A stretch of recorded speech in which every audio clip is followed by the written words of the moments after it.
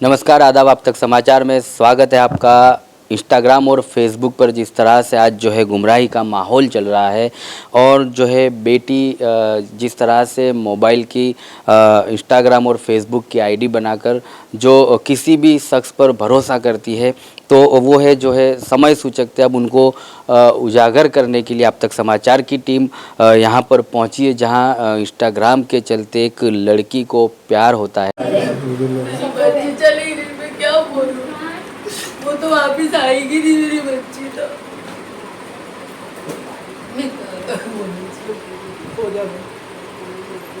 मेरे और बच्ची मेरे हाथ में मर गई। सागो मेरी सागो चली गई।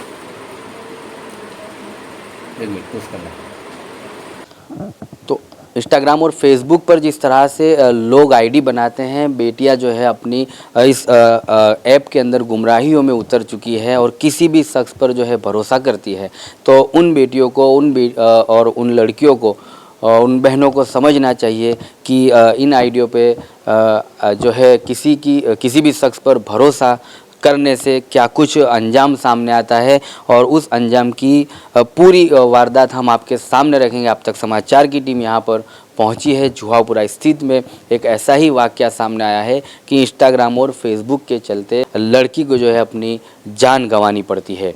तो मामला कुछ इस तरह का था कि 5 महीने पहले रूहीन खान एक इंस्टा पर आईडी चलाती है और इंस्टाग्राम पर जो है साहिल खान से जब उसकी मुलाकात होती है, तो साहिल खान पठान से प्रेम जो है संबंध उसका आगे बढ़ता है और तकरीबन 2-4 महीने की उस बातचीत के दौरान ये लोग इतने आगे निकलते हैं कि अब जो है परिवार के लोग शादी की मंजूरी नहीं देते और दोनों लोग जो है भागकर शादी करते हैं।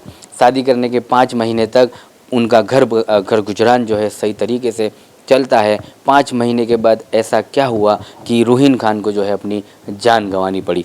तो 2 महीने के पहले ही रूहीन के घर में झगड़े शुरू हो गए थे और रूहीन को जो है प्रताड़ित किया जा रहा था उसके ससुराल पक्ष की तरफ से। और साहिल खान जो था, गोधरा का रहने वाला था साहिल खान, और जो रूहीन को वहाँ से जो है टॉर्चर किया जाता था, उसके ससुराल में खूब मारा जाता था, खूब पीटा जाता था। और उसके बाद जो है रूहीन जब भी घर आती थी अपने परिवार को कुछ नहीं कह पाती थी। सदमा रूहीन के अंदर यही था कि मैंने जो है प्यार अपनी मर्ज़ी से किया है, शादी अपनी मर्ज़ी से की है, तो मैं जो दुख जो है अपने परिवार को क्यों दूँ। उसी दुख के चलते रूहीन जो है अपने परिवार को कुछ बता नहीं पाती और आज जो है रूहीन को अपनी जान गंवानी पड़ती है। तो लास्ट मोमेंट ये थी कि आधे घंटे के पहले रूहीन अपने परिवार के लोगों को ये सारा सच बताती है, तब तक बहुत देर हो चुकी होती है। और आधे घंटे के पहले रूहीन का बयान ये होता है कि ससुराल वाले मुझे बहुत मारते थे, अब मुझे उस घर नहीं जाना और प्लीज़ मुझे वहाँ पर अम्मी मत भेजना मुझे वहाँ पर, और मैं आपके पास ही रहूँगी और आप जैसा कहोगे ऐसी तरह से आपके साथ रहना चाहती हूँ, लेकिन उस घर में नहीं जाना चाहती जहाँ मुझे बहुत मारा जाता है।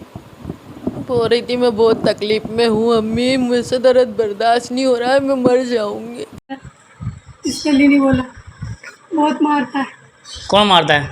आदमी। तेरे आदमी का नाम? साहिल। घर में कोई टॉर्चर करता है? सास है, ननद है बस।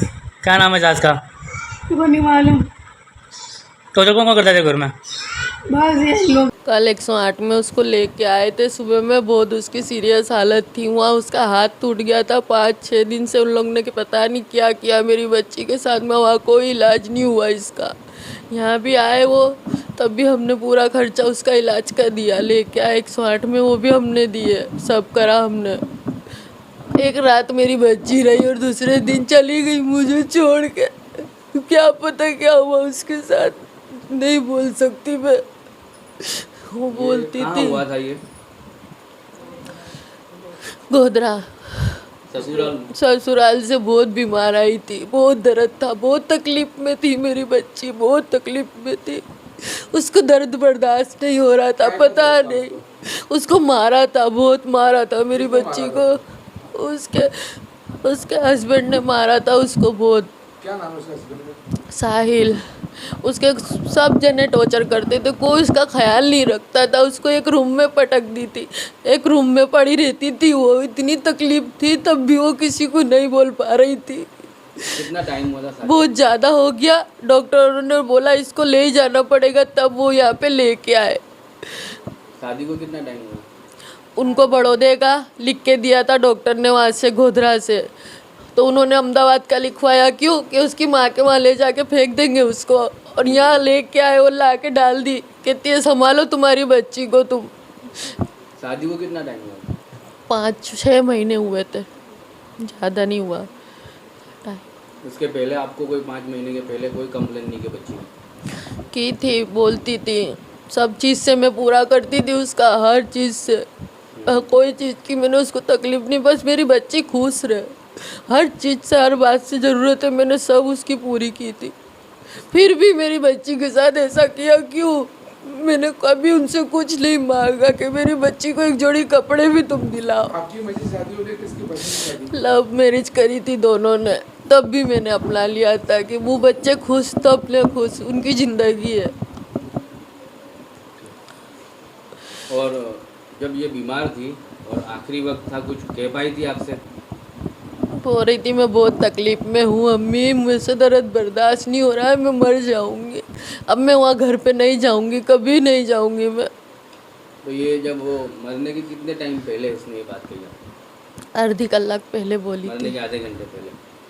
कहती मुझे मत भेजना अम्मी, तुम मुझे रखोगी? मैंने कि हाँ बेटा मैं रखूँगी। तो बोले अब मैं नहीं जाऊँगी। मैंने बोले तुम मेरा साथ दोगी? मैंने कि हाँ मैं तेरा साथ दूँगी। तो बोले अब मैं नहीं जाऊँगी अम्मी, मुझे बहुत मारते वो लोग। उसके खिलाफ आपने कोई कंप्लेन दर्ज कराई? कंप्लेन हुई है, मुझे पता नहीं क्या हुई है। पुलिस आई थी, तपास हुई? मार कुछ इस तरह की थी कि रूहीन पिछले 4-5 दिनों से तड़पती थी, सिसकियाँ भरती थी। आसपास के लोगों का कहना था कि जब रूहीन रोती थी तो उसकी आवाज़ बाहर तक गूंजती थी, इतनी उसको जो है तकलीफ़ें होती थी। उसका जो लेफ़्ट हैंड है पूरा तोड़ दिया गया था ससुराल पक्ष की तरफ से, और इस तरह से उसको मारा गया कि दर्द जो है वो सह नहीं पाती थी। रूहीन को अभी 4 बजे हैं, यहाँ पर हम लोग स्टोरी करने खड़े हैं और 12 बजे से ये वारदात हमारे तक पहुँची है। तब से लेकर 4 बजे तक हमारी टीम यहाँ पर लगी है। रूहीन को 12 बजे ही दफन कर दिया गया होता और वो सारे राज दफन हो चुके होते अगर एक जागरूक नागरिक के तरफ से रूहीन की इस पूरी वारदात के ऊपर पर्दाफाश न किया गया होता। तो दफन विधि के समय पर वहाँ पर जो है कब्रिस्तान के अंदर रूहीन के परिवार के लोगों के पास अस्पताल की एक स्लिप मांगी जाती है, वो नहीं थी उन लोगों के पास। उसके बाद जो है पुलिस की कुछ कार्रवाई होती है, FIR वगैरह होती है, वो मांगा गया, वो भी उनके पास नहीं थी। तो वहाँ कब्रिस्तान के ट्रस्टी मैनेजमेंट के लोगों को लगा कि मामला कुछ समझ नहीं आ रहा है और मामले में कुछ गंभीरता दिख रही है। उसी के चलते सीधा उन्होंने उनको वहाँ पर दफन विधि के लिए मना कर दिया और जागरूक नागरिकों के द्वारा पुलिस को इसकी जो है जो तफ्तीश करने के लिए जान करने में, अब जब पुलिस इस तफ्तीश में लगती है, वेजलपुर पुलिस थाना यहाँ पर लगता है और वेजलपुर पुलिस की टीम घटनास्थल पर तुरंत ही पहुँचती है, तब जाके यहाँ पर ये पूरी वारदात सामने आती है और उसके परिवारजन के जो लोग हैं वो तमाम एक एक करके पुलिस को अपना जो है बेटी के साथ हुए अत्याचार का पूरा मामला सामने रखते और पूरा बयान जो है पुलिस को बताते हैं कि किस तरह से उसे वहाँ पर प्रताड़ित किया जा रहा था और किस तरह से जो उसको वहाँ पर सताया जा रहा था। तो आखिरकार अगर जो उसकी दफन विधि हो गई होती तो ये तमाम जो है राज उसकी कब्र में दफन हो जाते और रूहीन को इंसाफ नहीं मिल पाता।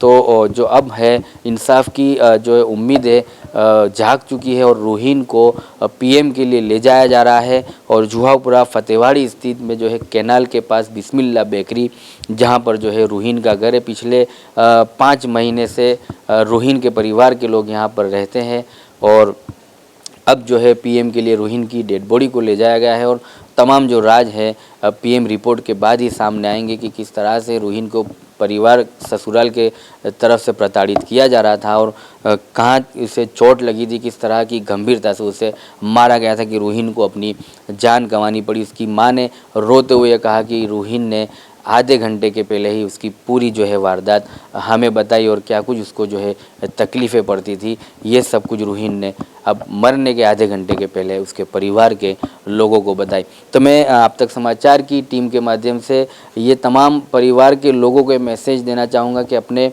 माँ बाप जो हैं बच्चों पर जो है सख्ती नहीं रख सकते तो इतनी नज़र ज़रूर रखें कि अपनी बेटी जो है इंस्टाग्राम और फेसबुक अगर चलाती है तो वो उस पर क्या कुछ एक्टिविटी उन लोगों की होती है और कितनी जो है उनके जो समय है सोशल मीडिया में गुजरता है। इन तमाम बातों पर अगर माँ बाप सख्ती से नज़र रखेंगे तो ऐसी वारदातों से अपनी बेटियों को, अपने बेटों को बचाया जाएगा।